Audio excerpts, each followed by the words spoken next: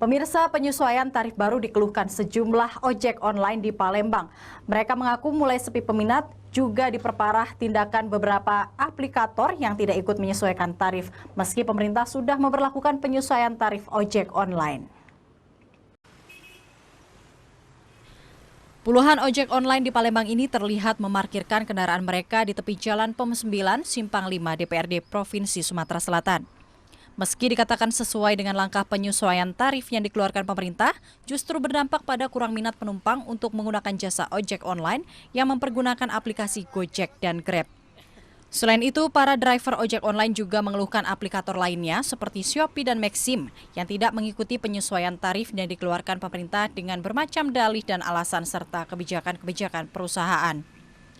Ketidakkompakan aplikator ini justru menimbulkan ketimpangan, tidak hanya bagi driver online, tapi juga bagi aplikator-aplikator yang harus mengikuti kebijakan pemerintah yang terkesan bias dan multitafsir.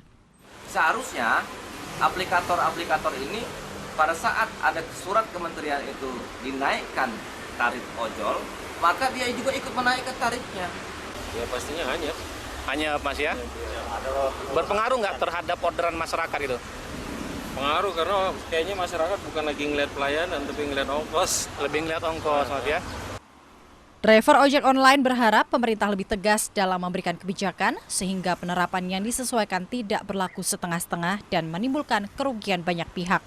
Seperti halnya driver online dan aplikator-aplikator yang mengikuti aturan yang dikeluarkan pemerintah.